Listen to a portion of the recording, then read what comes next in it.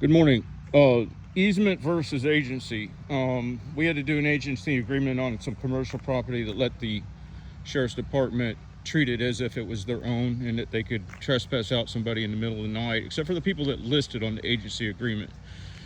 So agency rights, I believe, and don't quote me on legal stuff, but this is common sense. Agency rights are established through ownership or some version of that. Lets you do things upon a property. Lets the sheriff not have to contact the owner to trespass vagrants off or whatever. Easement, in general, is where there's allowance of movement through an area, okay? So when you're movement through an area, you're not doing anything. And this sets up the premise of unwritten contracts of easement between neighbors where there hasn't been established any other prohibitions. So if I need to go upon their lawn to make my pass route structure, then that's fine. But the inverse is not fine because of the high cut calls the ball prescription.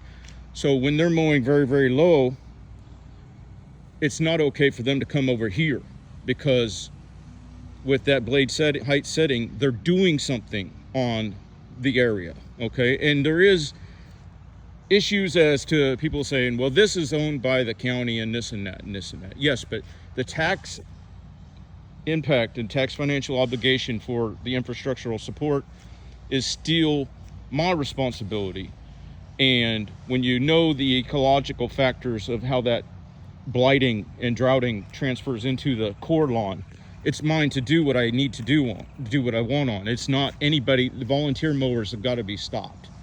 The only people you'll ever see volunteer mowing are mowing very, very low, because to do the opposite and do what's right for the environment and ecologically, and it's part of the problem with the human brain. It's been structured such that it sees proportion, very tuned to the prescription for understanding and first impact of sight prescription of seeing proportion is to the figure of a woman and what was classically determined to be the best opportunities for in the physical construct, the shape of a man to be the indicator of strength and protections. That's ancient DNA structured into us to see that. But then conflationists always say that's how come. Well, that's in how they inherently quantify quality on lawn service as the evenness of the cut. Okay, you can see it's very, very uneven. That's not my fault, and I'm taking this from the scientists.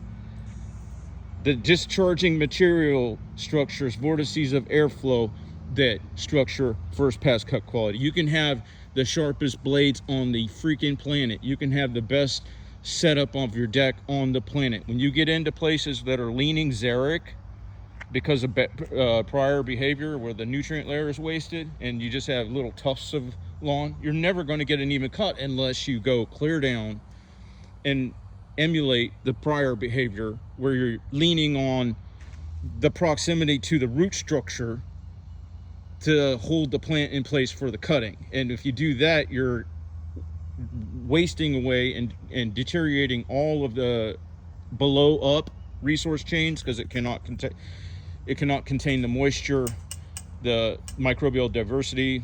As most people that are health oriented already know the value of that in our own biologies.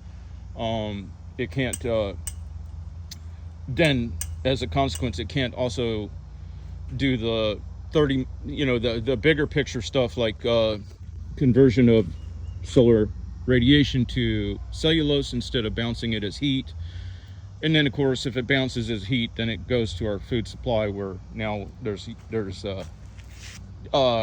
nutritional deficiency structure that are killing man. So in a weird loop, the very thing that almost ensured our survival initially is setting up because of the maturing, the lack of maturity of perspective and knowledge and people's perceptions of their right to do whatever, blah blah blah. You know, they want to say, oh well, these problems are structured because of lack of forests or reforestation.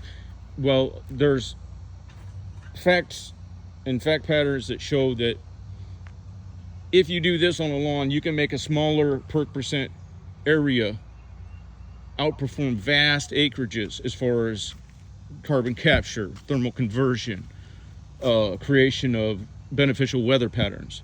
The problem is people get out on vast acreages, and in the remediation process, they can't get owners that will be accepting of this inherent unevenness of cut. They don't care to ever look down and say, ooh, it's uneven from that perspective. And they don't want to quantify quality in that regard, even on the lawns that I've structured that are beautiful, but it took time because I got to naturally rebuild the soil.